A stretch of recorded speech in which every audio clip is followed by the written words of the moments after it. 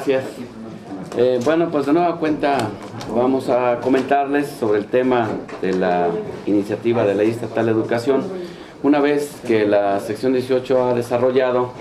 los 22 foros regionales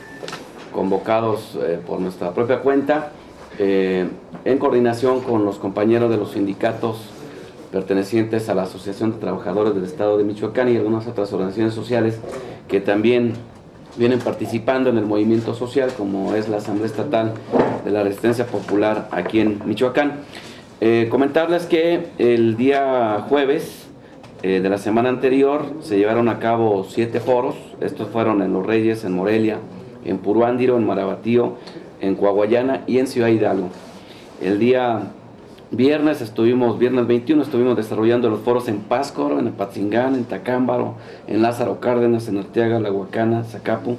Zamora, Jiquilpan, La Piedad, Huetamo, Uruapan, Paracho, y en el caso de los compañeros también de educación indígena. El día de ayer concluimos ya con los 22 foros regionales,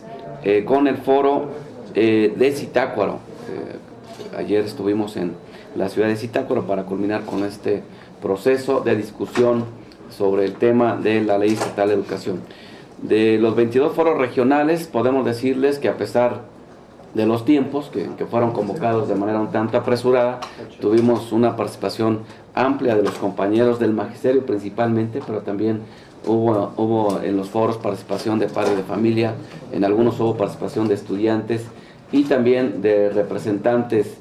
sindicales de otros sectores, representantes también del sector educativo, sobre todo los sindicatos del nivel medio superior y superior, de tal manera que logramos el objetivo de desarrollar los foros con una participación aceptable por parte de los interesados en este tema de la Ley Estatal de Educación. ¿Cuáles son las conclusiones principales que hay en estos foros? Bueno, primero, que se reconoce que efectivamente esta iniciativa de ley estatal de educación no es nueva, es una iniciativa que recoge los planteamientos, que recupera los planteamientos principales de todo el proyecto educativo neoliberal impuesto desde 1992 por el gobierno de Carlos Salinas de Gortari a través del llamado Acuerdo Nacional para la supuesta modernización de la educación básica y normal. Recoge los principales planteamientos, por lo tanto, también de la Ley General de Educación, igualmente impuesta durante el sexenio de Salinas de Gortari en el año de 1993. ¿Cuáles son estos planteamientos principales? Todo lo que tiene que ver con el discurso de la participación social, que es un discurso tramposo, porque sobre todo busca descargar esta participación social a través de los consejos, busca descargar paso a paso la responsabilidad que tiene el Estado mexicano de impartir, como dice la Constitución, el artículo 3, de impartir educación pública para los mexicanos, y que obviamente esto le obliga a destinar los recursos suficientes para que así se cumpla con este objetivo. Los consejos de participación social, bajo ese discurso salinista, lo que buscan es reunir fondos, dicen ellos, fuentes alternas de financiamiento, para que el gobierno destine esos recursos que debería destinar a la educación, los destine a otras situaciones, a otros temas como el pago de la deuda externa, el pago de la deuda interna también, obviamente para favorecer a los de siempre, a los grandes ricos. Por eso es que nosotros consideramos que esa ley no es nueva, es una propuesta de ley en el sentido estricto vieja, porque recupera este planteamiento, por ejemplo, de la modernización salinista, con todo este proceso también de desconcentración de la obligación de otorgar la educación. No olvidemos que Salinas dio el primer paso hacia la descentralización educativa con este acuerdo firmado el 18 de mayo de 1992, en el que se descarga la responsabilidad a los gobiernos estatales. Bueno, pues esta iniciativa de ley, igual como la de 1998, promovida por Víctor Manuel Tinoco Rubí, también plantea el tema de la municipalización de la educación. Por eso también decimos que no es un asunto nuevo, se inscribe totalmente en esta política también de la descentralización hasta los municipios de los servicios educativos. Aquí quiero mencionar que incluso en el año de 1998 precisamente tuvimos que movilizarnos en contra de esta ley porque nos dimos cuenta de lo que representaba el permitir la municipalización de la educación, y notamos que ahora pues ya los que son diputados se les olvidó que en ese tiempo fueron los que convocaron a la movilización en contra precisamente de esa ley que promovía la municipalización educativa. Pero bueno, así pasa, los tiempos cambian, el poder también transforma a las personas, pero esa es una de las conclusiones. Insistimos, no es una ley nueva, es una ley vieja. Recupera también efectivamente todo el discurso, todo el planteamiento de la calidad panista, de la calidad de educación panista. Por eso decimos que no es una ley popular, no es una ley que responda a los intereses del pueblo, de la gente más necesitada. Es una ley que, al recoger el planteamiento de la calidad educativa panista, se inscribe dentro de los procesos de privatización de la educación, de imposición de un control férreo sobre los actores principales del proceso educativo a través de las pruebas estandarizadas. Y por eso es que ahora esta ley, esta iniciativa de ley que han presentado los diputados de la Comisión de Educación, plantea, así como una copia del Instituto Nacional de Evaluación de la Educación, foxista, panista, plantea un instituto estatal de evaluación, que más que evaluación es un esquema de control, es una estructura de control, porque ahí lo que establece en su iniciativa de ley, los diputados, ellos hablan de que esto sería un organismo público descentralizado, externo, conformado por especialistas, y realmente hasta ahora lo que nosotros hemos evidenciado como resultados, por ejemplo, del Instituto Nacional de Evaluación foxista, es que precisamente pues está totalmente plegado a las políticas de evaluación estandarizada, de medición más que de evaluación de los resultados educativos, que son los que dicta por ejemplo, la Organización para la Cooperación y el Desarrollo Económico. Entonces aquí va a prácticamente hacer lo mismo, a hacer más que un esquema de control, una camisa de fuerza para el sistema educativo, y así no se asegura que efectivamente la educación se mejore, que la educación pública se fortalezca. Por eso es que también decimos que no es una ley de avanzada, no es una iniciativa popular, no es una iniciativa democrática, por este planteamiento que recupera pues sobre todo el discurso de la calidad panista. Pero también hemos encontrado que efectivamente es una ley, así la han calificado los compañeros. Tal vez esto suene fuerte, pero en ese sentido coincidimos con los compañeros en que esta iniciativa de ley ha nacido muerta. ¿Por qué ha nacido muerta? Porque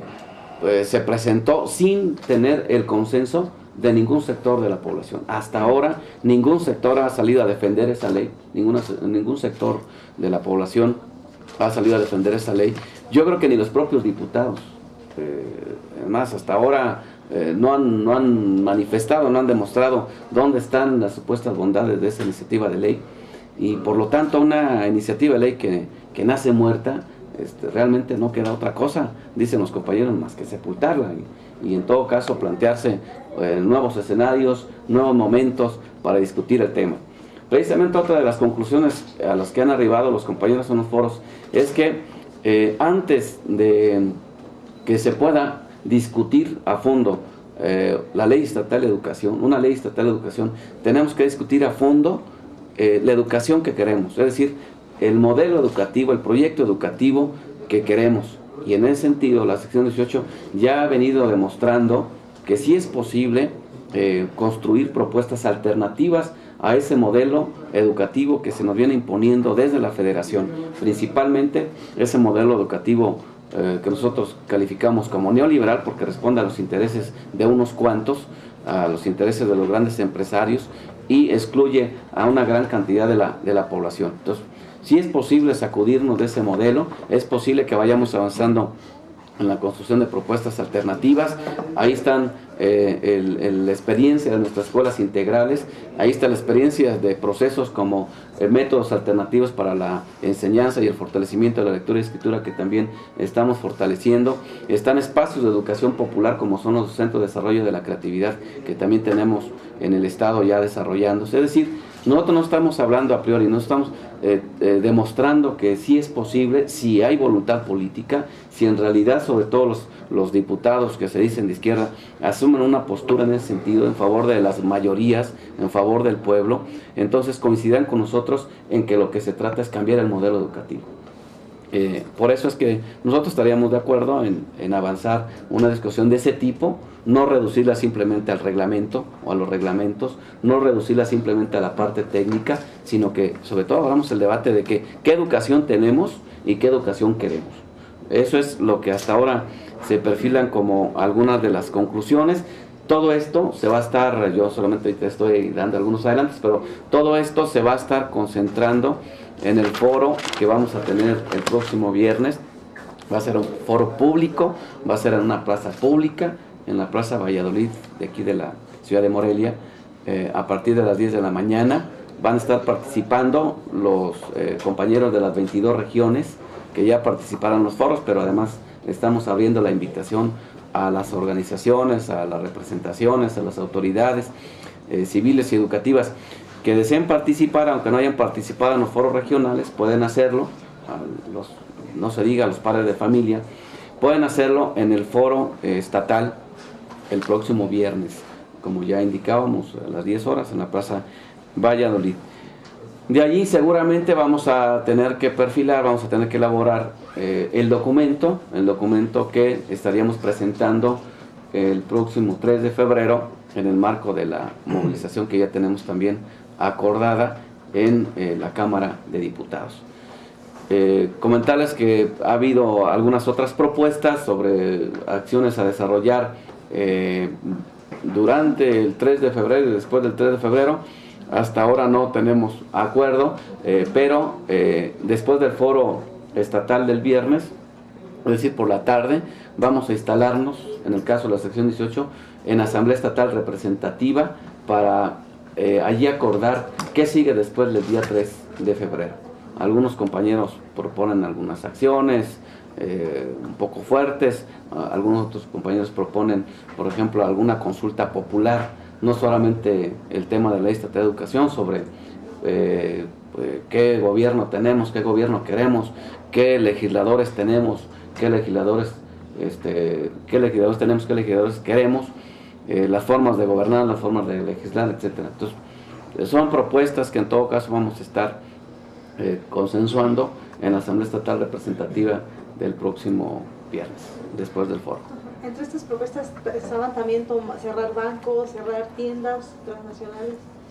Son propuestas de algunos compañeros, pero no hay acuerdo en eso. El acuerdo que tenemos es culminar el proceso de discusión en los foros, con el foro estatal, la movilización, concentración del 3 de febrero, con la entrega del documento a la Cámara de Diputados. Hasta ahí tenemos acuerdo. Porque entonces, luego de que analizaron a fondo esta iniciativa de ley, no hay ninguna coincidencia, o sea, algún punto que les parezca viable. Bueno, nosotros consideramos que la iniciativa de Ley Estatal de Educación, ya lo dijimos, es una iniciativa que no ha sido democrática en su proceso de construcción, ¿no? Y ya eso es la primera falla que tiene, pero además en su estructura recoge los planteamientos del proyecto educativo federal, que es el que nosotros estamos combatiendo. Por eso es que esta iniciativa no se le pueden hacer enmiendas, pues no se le pueden hacer parches. Esta iniciativa se tiene que discutir en su estructura, en su esencia, ¿verdad? Entonces, si bien es cierto que ahí contemplan algunas cuestiones que son incluso parte de los planteamientos nuestros y de los logros que hemos tenido como movimiento, el asunto de los útiles escolares, los uniformes y demás, pero estos son solamente situaciones aisladas. Nosotros consideramos que es conveniente que se pueda aprobar, en todo caso, después de una amplia discusión y después de discutir el modelo educativo, pues efectivamente una ley que recoja no solamente esas cuestiones mínimas, sino todo el planteamiento de carácter teórico y práctico del proyecto educativo que nosotros denominamos democrático y popular.